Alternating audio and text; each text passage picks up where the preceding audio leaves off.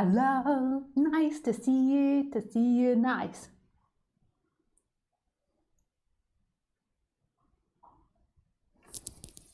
I hope you're all having a beautiful evening.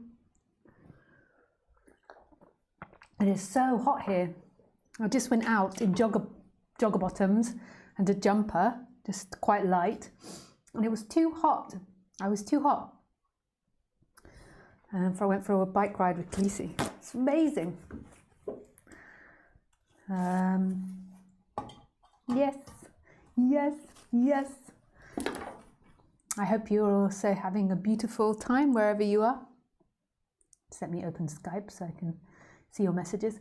My partner is forcing me to use the house internet rather than cellular internet.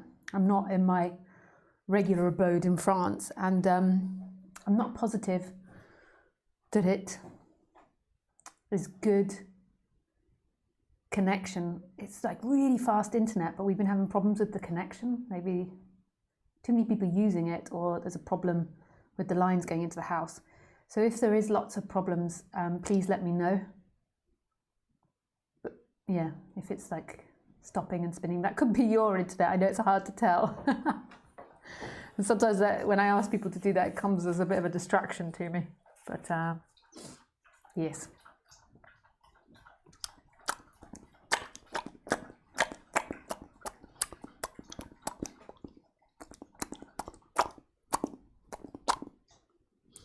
That is Khaleesi. That wasn't me. Even though it maybe looked like it was me drinking, it was actually Khaleesi. Just an optical illusion. Yes.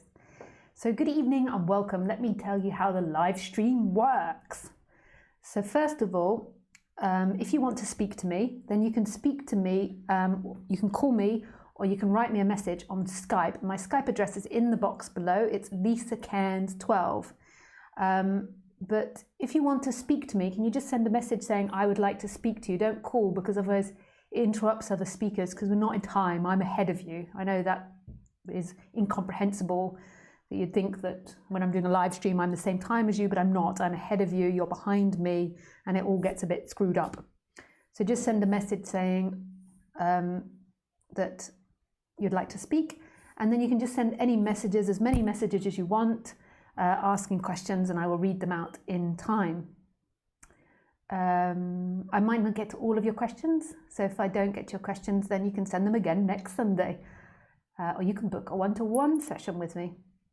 My one-to-one sessions are like booked up really till September now. There's a few in July, but I'd taken August off, so it's not very many. But you can also send me a message asking if there's any cancellations or be put on the waiting list, because I do try to keep some sessions available for emergency. But you can also, I do these once a week, and I think at the moment there is so many online talks happening for you guys that there's so many people that you can ask. Of course, I'm superior with my answers. They are the most clear, the most professional, the most enlightened, but you know, there are the other teachers that you could try and squeeze an answer out of.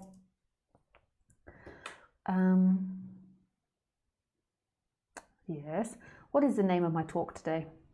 Something with limitless. What does it mean to be limitless? So I will talk about that after I've done a meditation. So I always like to sit in silence for the first part of my talk. People always ask me why I do that. And the true reason is, and this is very important to remember, is that I'm not the doer, it just happens. So really, like, why do I do it?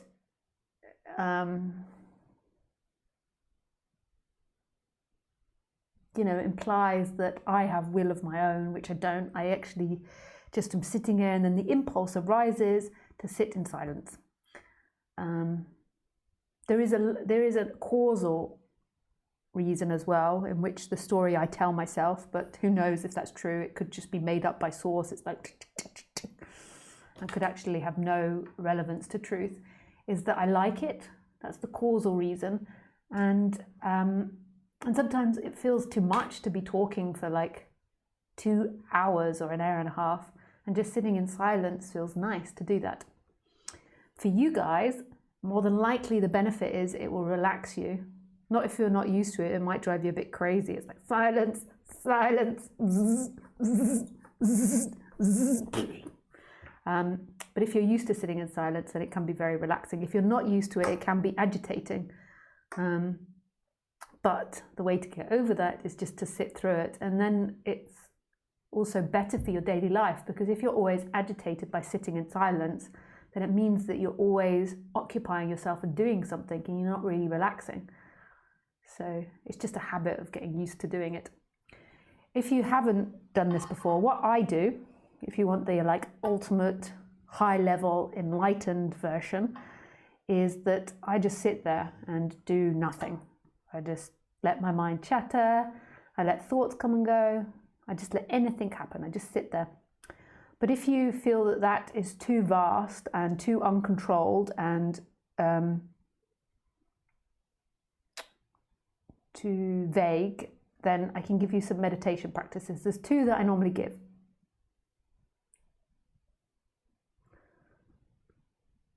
The first one is mindfulness of breathing, and this is counting your breath. But first of all, I like to give you a warning letter. It would be good if I just had like something in my editing suite now where I could just press it and it would come up like warning, warning. So when I give these practices, please know it's the description of what could happen. It's not actually a prescription, because who would I be prescribing to? So there is talking appearing of a meditation practice, and it's either that character that's listening either does it or doesn't. It's not meaning to imply free will. Like it's the same if I taught you how to drive. You would think I'm learning how to drive, but it's actually something that's happening. Like if you imagine Khaleesi, my dog, if I put chicken in front of her and a carrot, and I said, now Khaleesi, you can choose, and then she picks the chicken, where is the free will in that? Firstly, she doesn't know the idea of choice, and secondly, her predisposition is to pick chicken because she's a predator. And then also she doesn't know the idea of choice. She's not like, the chicken has this many calories, the carrot has this many calories, which one will be better for me? Which one's going to serve me? Which one's going to fill me up? Which one's going to give me the best figure? Which one's got the most vitamins and nutrients? She doesn't think about these things. It's something that's happening. But yet there seemingly is a choice made, but there's not a choice made by anyone. Just because we as humans have complex thinking, so I have the ability to contemplate which one is more healthy for me, doesn't actually mean that there is somebody in here with free will making a choice. It means that this robot is intelligent enough to be able to put in new information from the outside in order to determine a better choice for itself. But that doesn't mean free will. So in me giving this apparent prescription, please know that it's not a prescription. There is no one in there making the choice to do it or not. It's a happening. However, it may be better for you than going and better for you, not in terms of enlightenment, but in terms of being a healthier person. It might be better for you than like going and playing like on an arcade with lots of like violence and gunshots, or going and fighting with your partner, or getting addicted to porn or something. It could be better for you, but it doesn't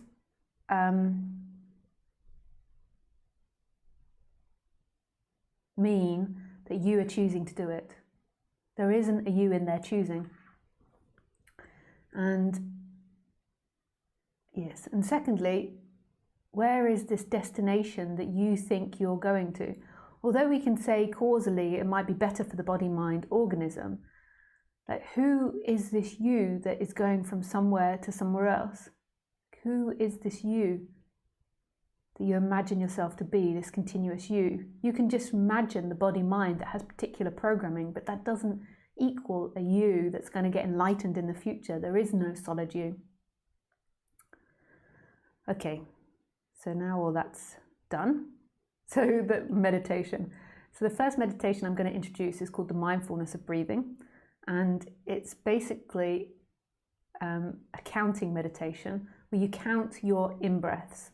So every time you breathe in, you count 1, 2, 3, 4, 5, 6, 7, 8, 9, 10. So when you've done 10 in-breaths, you go back to the beginning and you start at 1. So it's really simple. You just have to count your in-breaths up to 10, and then when you get to 10, you move back to 1. And you just focus on this. The second meditation I'm going to teach you is moving your attention into I am. So lots of teachers have different versions of what I am is, but basically what I mean by I am is existence. So I mean this moment. So moving your attention back into this moment. So moving the attention into that sense of being, that sense of aliveness. This, rather than thinking about what you're going to do at the shops,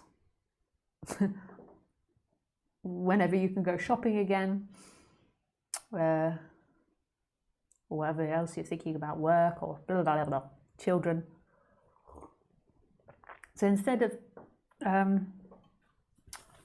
like allowing your mind to go off and think about that, every time you notice it moving away, you pull it back to the present moment.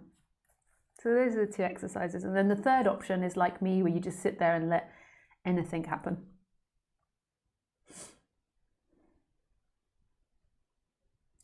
Okay, goodbye. We now sit. We now do just sitting. Ping!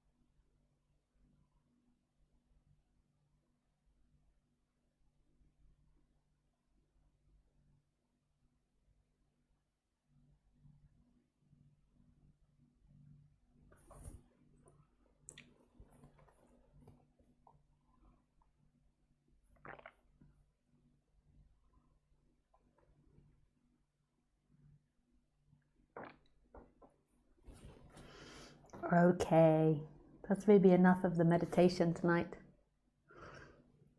So I've forgotten the title already. What is the title? It's amazing, my memory. What does it mean to be limitless?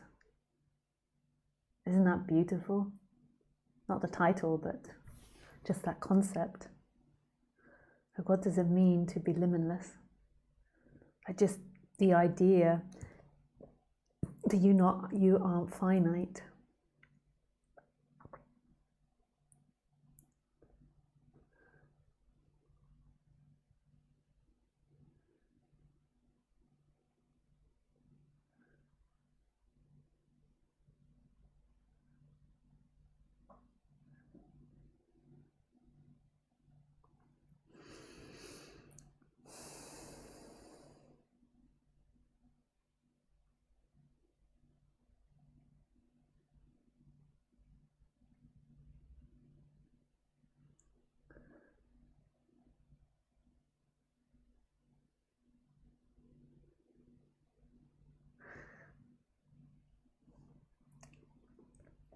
It's so sweet, this subject. So when you're born, when birth happens, when you get projectile spat out of the mother's vagina, that's very crude. But when you get spat out and you come into this life, you don't think, oh, hello world, I'm a baby. Das Baby. Don't think, I'm Baby or mein Baby.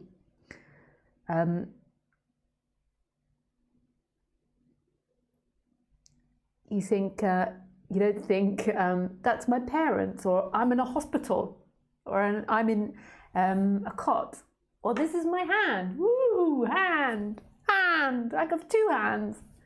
And you don't think you've got a nose or eyes. You don't think there's the wall or the ceiling. You don't have the cognitive abilities to think anything. So if you can't think that you are something in relationship to the world, then what happens? Your mind imagines that you would still have this feeling of being limited. But that hasn't started in the baby yet. That starts as the brain gets more cognitive functioning. It starts at maybe 2 or 3 or 4 when the brain kicks in and has stronger memory and this identity forms. But at birth, you don't have the thoughts of it, and you don't have the sensation of being separate. And so therefore, the baby isn't separate from the experience. You could say there is no baby experiencing, there is only experiencing happening. That's really beautiful.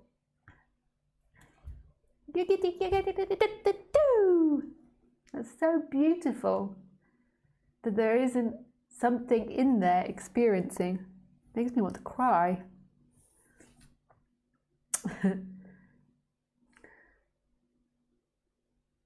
Could also be the light. It's a very strong light.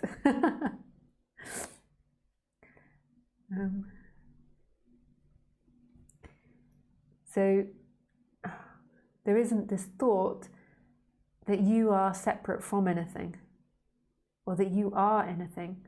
There is simply experiencing happening. And so the hand, so when a baby lifts the hand is no different to the wall, to the cot, to the air, to anything else that's appearing. It is simply happening.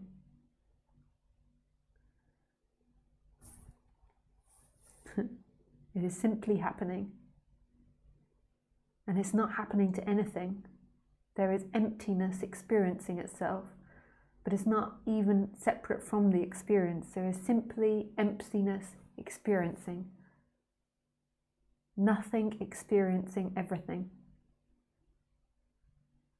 So you could say that consciousness is not bound. If you like the word consciousness, I'm a bit of a tart with the words. I'm happy to go from one word to the other. So if you like the word consciousness, so consciousness isn't bound. Consciousness isn't bound inside the body. Consciousness is never bound inside the body. It just gives the appearance that that that's happening. So your essence, your true essence, is everywhere, is experiencing everywhere, and is everything.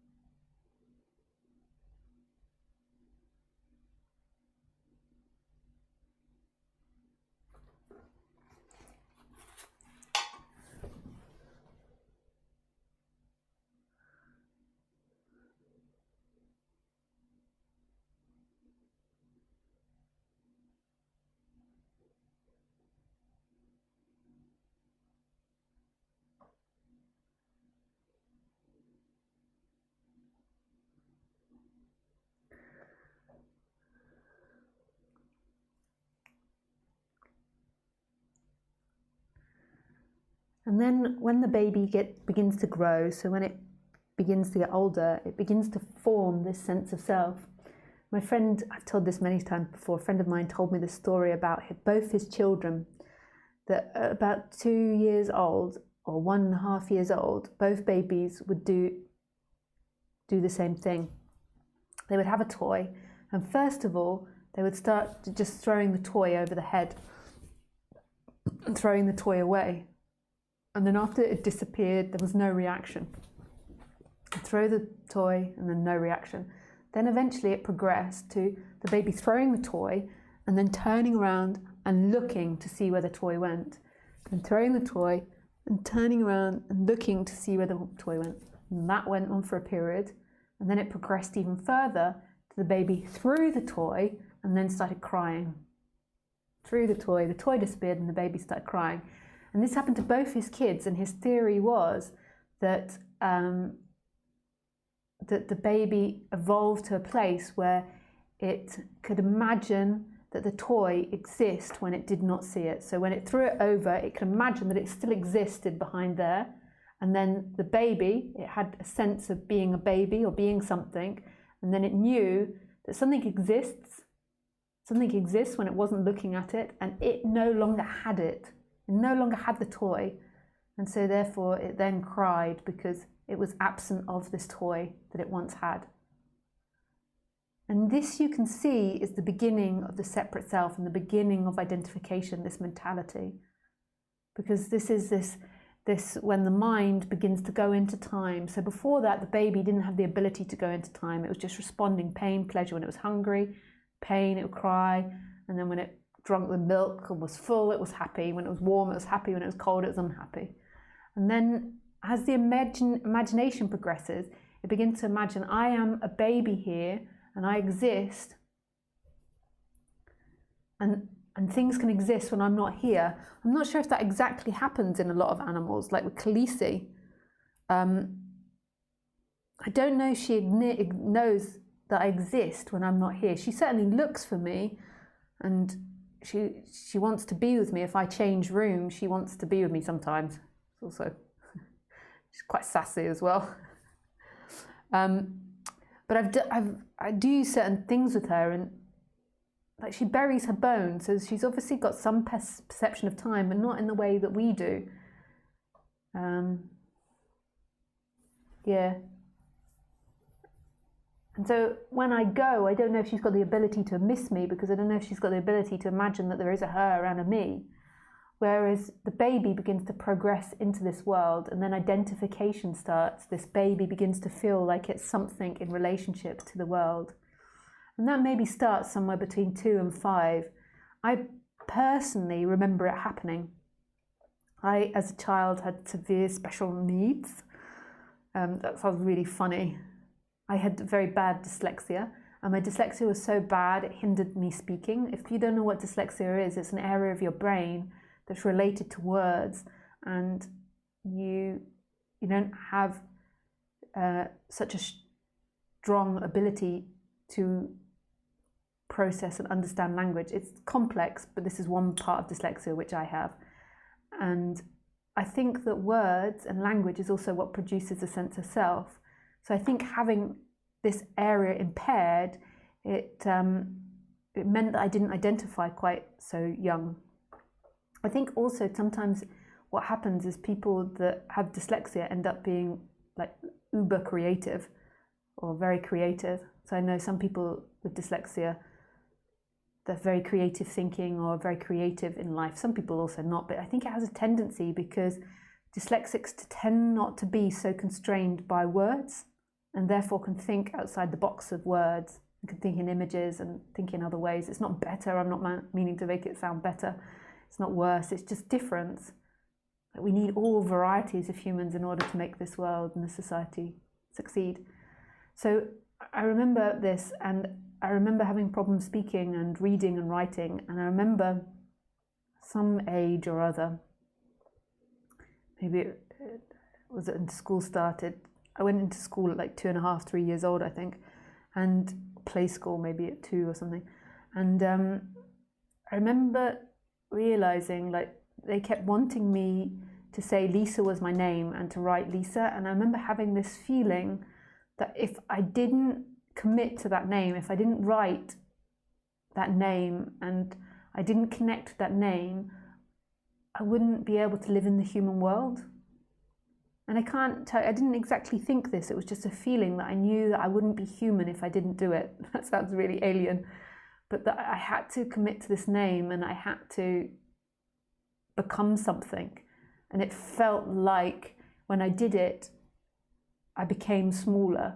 But if I didn't do it, then I wouldn't be in society, which is most probably true, because if I didn't do that, I'd have most probably been sent to a special needs school and maybe had the potential to really be like disconnected from this society.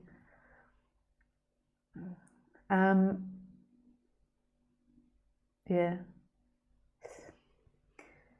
So at some point we identify with this name. So I am Lisa. So before that, I felt unbounded. There wasn't anything that bound me. I wasn't anything, and it was intuitive. It wasn't a thought because I couldn't really think that well. It just was this wonder, this sense of infinite possibilities, this sense of not having a limitation.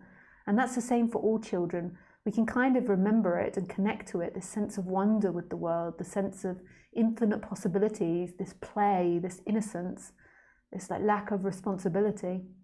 And often people long for that again. And then we identify, but the identification isn't that strong yet. So there's still, it's like you identify, but you still have 1 foot in freedom and 1 foot in being human.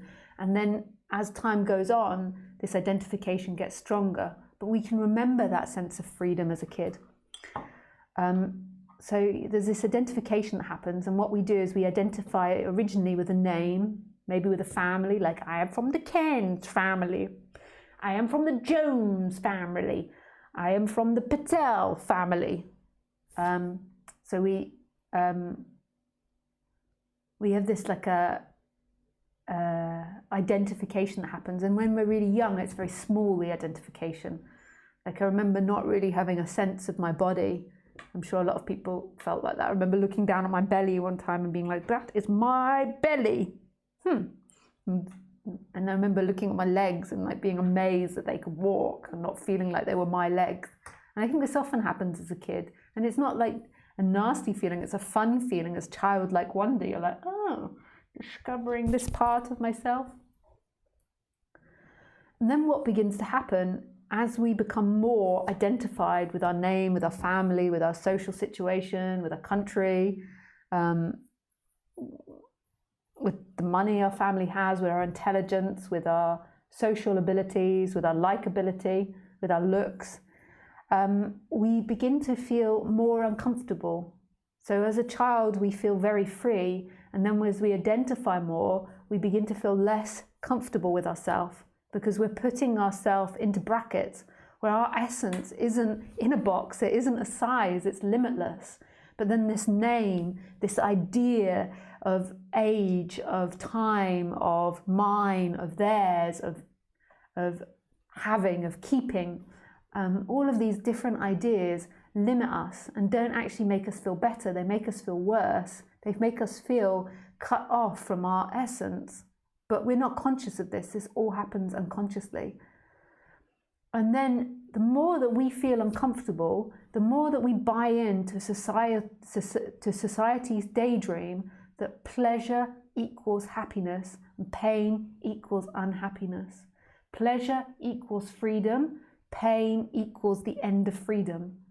So the more that there is identification and constriction, the more we buy into society's game that pleasure is freedom. So then we begin to get taught by parents that having a family is freedom. It's not conscious again. It will bring us happiness. Having money will bring us happiness. Doing well at school will bring us happiness. Being nice to friends will bring us happiness. Having lots of friends, being popular, being maybe a particular colour if you live in a very racist country, wealth, fame, TikTok, to becoming a YouTuber, whatever it is, we begin to associate all these things, these pleasures, eating food, as a form of happiness, where it's not a form of happiness.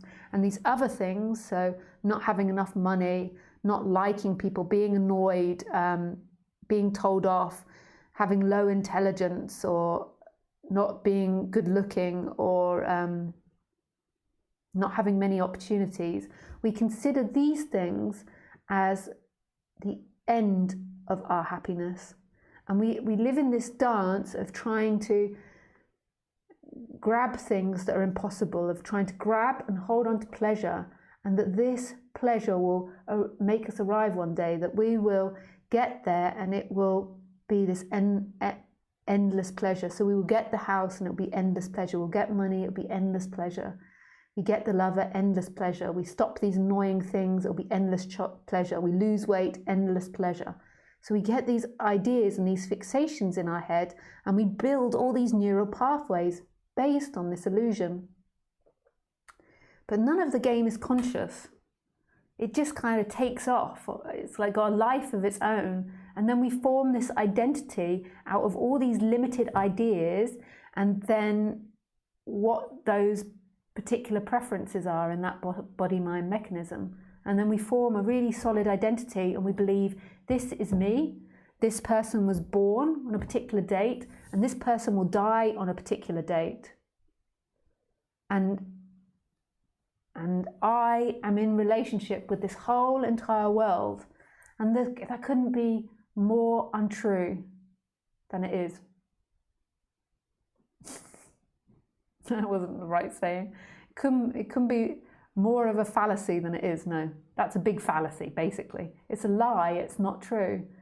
And then this is human suffering, is that they live in a lie. They live a life of a lie.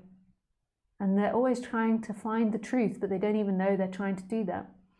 And the truth is that who you truly are is something which isn't bound, something that's watching all of that play out, but not actually involved in it. So you have the idea that you are a happy person, or you have an idea that you're unhappy, or that you're suffering, or that you need this or that, or you have an emotion of unhappiness, and you believe that's you, whereas actually you are that which is watching it. You are that which is experiencing it.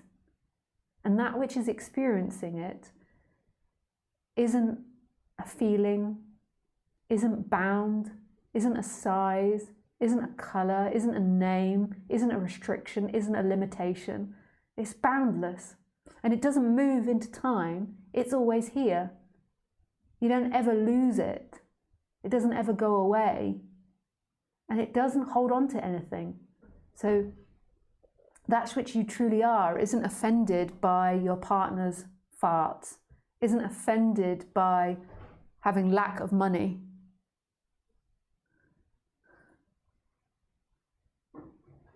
Isn't offended by anything.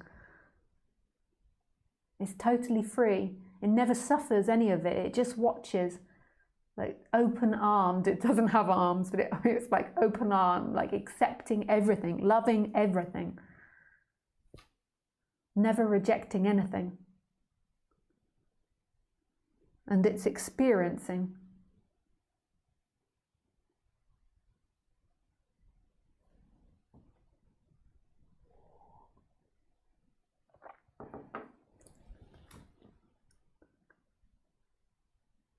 Hello. Somebody just came in and it felt really fake to pretend that that hadn't happened. It happened.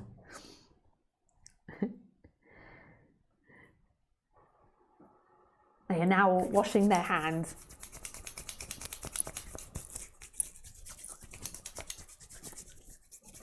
They came in from outside. Okay, sorry, back onto the point. There is something watching that's never offended. It loves, embraces, accepts everything. And that's who you are. And it's this energetic expansion. It's this bigness. It's love. It's right here, right now. It's not inside the body. It doesn't belong to the body. It doesn't get offended by anything. It's totally free. It's such love. It also has this sense of existence. It's not dead. It's not alive. It's this sense of beingness. So there's these two sides to it, this emptiness, this looking, and then this sense of existence that this is, right? And you could call that, like some people would call that the I am.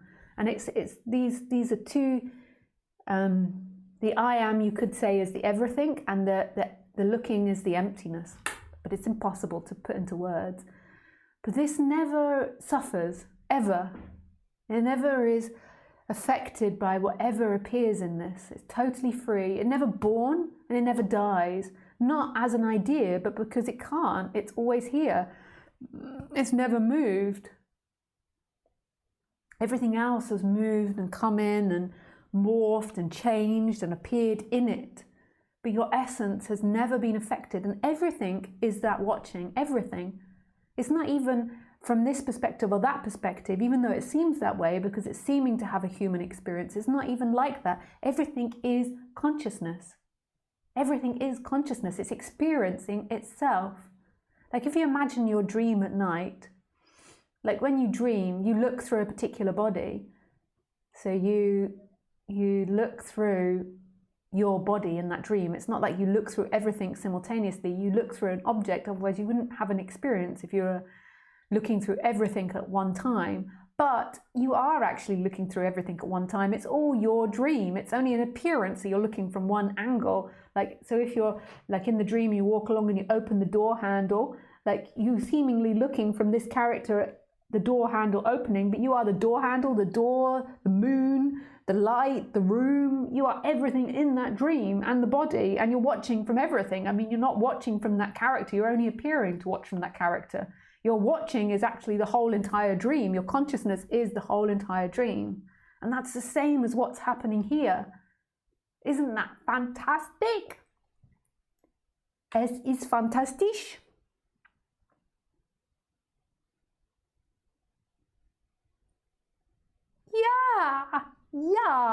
Ja, natürlich.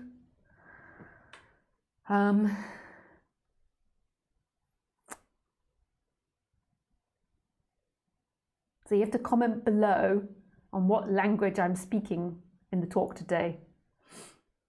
I mean, I'm speaking English, obviously, but there's another language I'm slipping in there every so often. Just to show off, you know.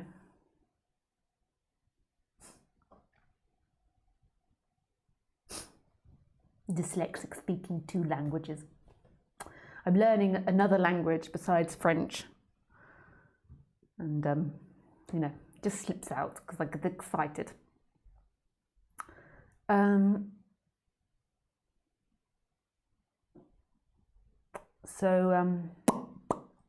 Yes. And this is the freedom. Like, you're never going to find freedom in, I know I talk a lot about chakras, and I think it's important on the human level to tidy the cage of the person. If you're really screwed up and you're suffering loads, then just listening to non-duality more than likely isn't going to be heard. You've got to tidy the cage to an extent. I mean, sometimes not. Everything can be contradicted because this world is infinite possibilities, so anything is possible. But it tends to be that people along the way tidy the cage. Because if you're really deeply suffering, how can you hear the brilliance of this moment? How can you hear that this is limitless? Like when you're suffering, you're so contracted and small and focused on your thoughts and you. But in the end, it has nothing to do with tidying the cage. It has nothing to do with clearing your chakras or sitting on your meditation, hum, hum, hum, or doing your bhajangs or your mantras, or going to see big ass gurus that sit on a throne and emit spiritual energy, or kissing their feet, or walking around special hills, not heels, somebody's foot, but walking around the hill. I'm talking about Arunachala. In the end, none of that matters, because there is always consciousness. It is always there, the freedom. You can't find it in any action. It is here now. It's free. It's just that what's happening is there's this identification with a limitation. That limitation isn't wrong. That limitation appears in your freedom. You don't even need to get rid of the person. That person, that character appears in the unlimited. Like right now, consciousness is in that wall behind me. It's in this space all around me. It's in this body. It's in this cup. It's in the computer. It's in my words. It's everywhere. It's not inside your head. Your consciousness isn't back here, stopping here, and then looking at Lisa. Your consciousness is everywhere, and it's still, and it's silent. It's unidentified. It never is affected by anything. When you're just identified with the body, and your thoughts and your emotions, what happens is you're always hitting up against life, because the body is affected. You know, you see an animal dying and it's the pain in the body. Someone screams at you and there's pain in the body. And when you're just identified with that, it's like you're always reliant on what the body feels for your happiness. But when there is this other thing that happens, this energetic shift, this realization, then there's another part of you that isn't affected by the pain that's felt in the body because the animal's dying, or because the friend shouts at you, your partner dies. There's another part of you that's totally free. It doesn't mean that the body doesn't still have these reactions, but there's not this limitation to that. There's another part of you, this infinite part of you, this boundless, this free, this reset button that's like in celebration, because it's experiencing itself. But it's not a thought. What I'm talking about isn't a thought. It's not a teaching. It's not something you get. It's not yours.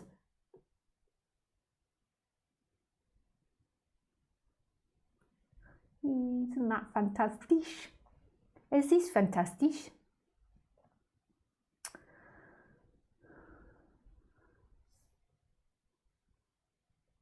So, okay. We go to questions. Yeah, yeah.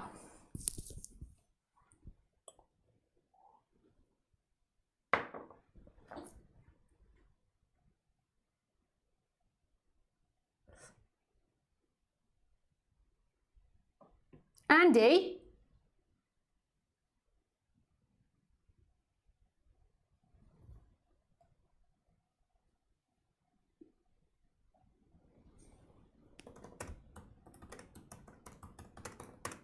I had to tell my partner he's allowed in. He ran away after I said hello.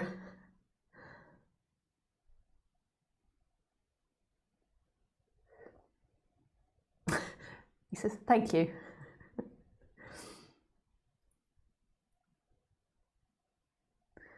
Okay. Ah.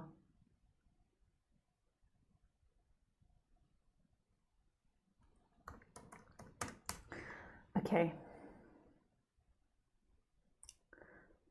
Let me get to my questions. Okay, wow, there's a lot of questions tonight. Hi, Nick. Hi, Lisa. Nice to see you. Video quality is good. Très bien.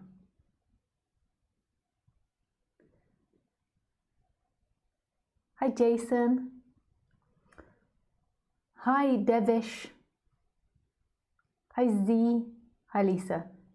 I just wanted to ask you about higher power. Yeah, Z, you would like to...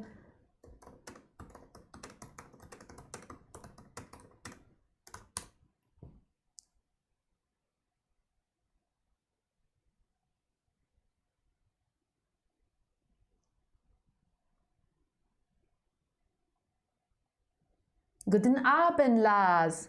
Guten Abend, Lisa. Yeah, I mean, guten Abend, Lars.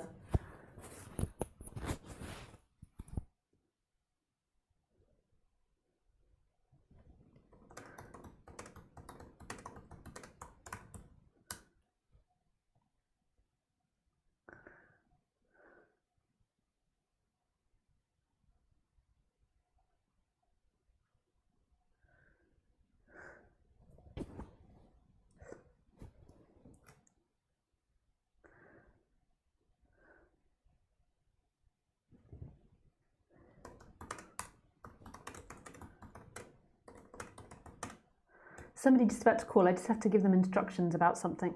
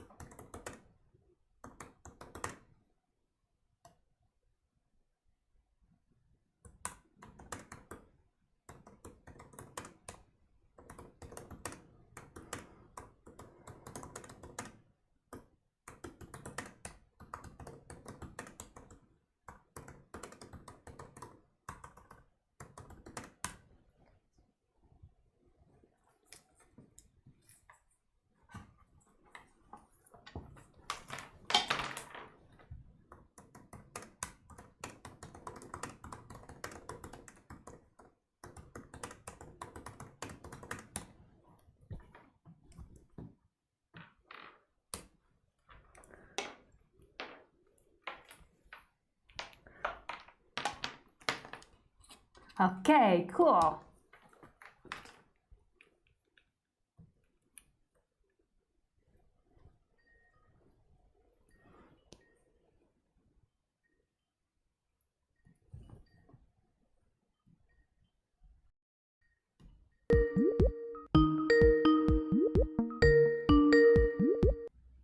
Hello. Hey. I'm just got to put in your audio settings correctly. Hello, can you hear me?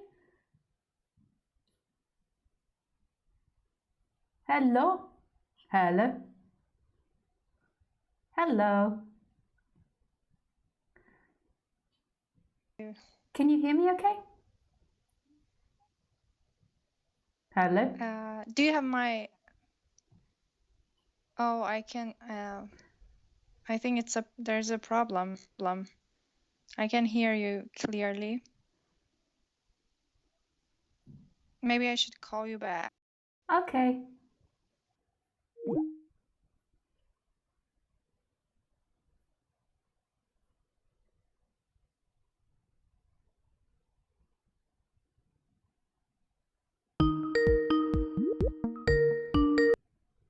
Hello.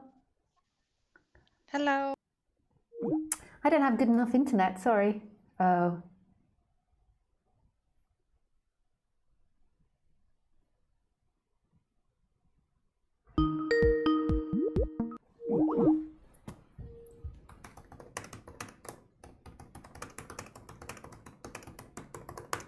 Sorry, my internet's not good enough.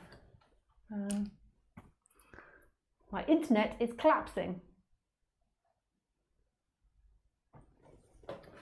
And I can't get my box to work now.